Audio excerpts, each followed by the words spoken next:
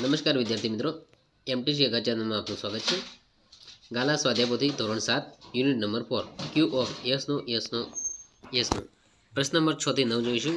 મિત્રો પ્રશ્ન નંબર 1 થી 6 1 થી 5 આગળના વિડીયોમાં મૂકેલા છે. પ્રશ્ન નંબર 6 થી 9 જેના પાના નંબર 44 થી 48 છે સ્વાધ્યાયપોથીમાં.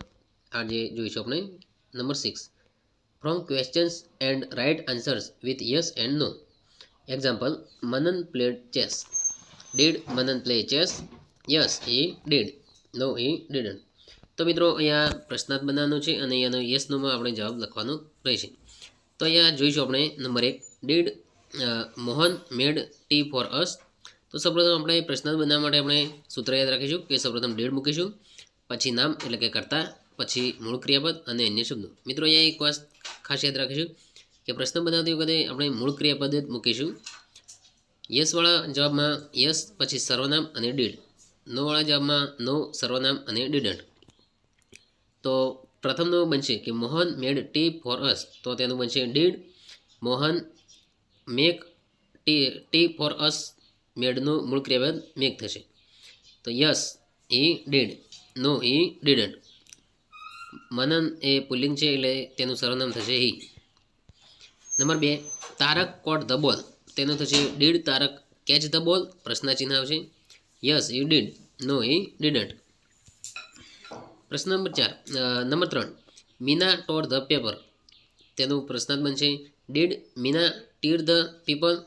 Yes she did, no she didn't. મિત્રો અહીંયા મીના એ સ્ત્રીલિંગ છે, તેનું સર્વનામ શી આવશે. Number 4 Rekha wrote a letter, તો did Rekha write a letter. Yes she did, no she didn't. Number 5 Saloni dance yesterday. તો મિત્રો આગળ આપણે જે સૂત્ર જોયું કે સૌપ્રથમ ડીડ મૂકીશું, પછી નામ, પછી મૂળ ક્રિયાપદ અને અન્ય શબ્દો. એ રીતે હવે તમે જાતે બનાવી શકશો.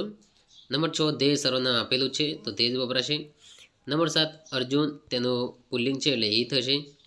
નંબર 8 દીપક એ પુલ્લિંગ છે એટલે ઈ થશે.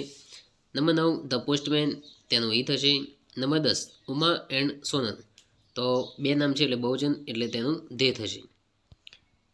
પ્રશ્ન નંબર 7 જોઈશું. Write the answers with yes and no. Example, will Puja help us? Yes she will help us. No she won't help us. Number 1 will the teacher punish Yatin? Yes he will punish Yatin. No he won't punish Yatin. Number 2 will we reach on time? Yes we will reach on time. No we won't reach on time. Number 3 will Vinodbhai open the shop? Yes he will open the shop. No he won't open the shop. Number 4 will they win the match? તો મિત્રો આપણે આગળ જો એ પ્રમાણે હવે તમે જાતે yes અથવા યસ અને નો વાળા વાક્યો બનાવીશું. યસ નો પછી તમારે સર્વનામ મૂકવાનું રહેશે. નંબર 5 જતીન, તેનું સર્વનામ હી થશે. નંબર 6 ફાર્મર્સ, તેનું સર્વનામ દેશ થશે. નંબર 7 વિનય, તેનું સર્વનામ હી થશે. નંબર 8 તેજલ, તેનું સર્વનામ શી થશે. મિત્રો એ પ્રશ્ન નંબર 8 જોઈશું. Form questions and write answer with yes and no. Example, Lalit will win the game, તેનો પ્રશ્ન બનશે will Lalit win the game? Yes he will, no he won't. તો મિત્રો અહીંયા વિલ દ્વારા આપણે પ્રશ્ન બનાવવાનો છે. જોઈશું number 1 Mrs Pandya will teach us Gujarati, તેનો પ્રશ્ન બનશે will Mrs Pandya teach us Gujarati? Yes she will, no she won't. તો મિત્રો યસ નોમાં આપણે સર્વનામ મૂકીશું. Number 2 Akash will tell a story, તેનો પ્રશ્ન બનશે will Akash tell a story?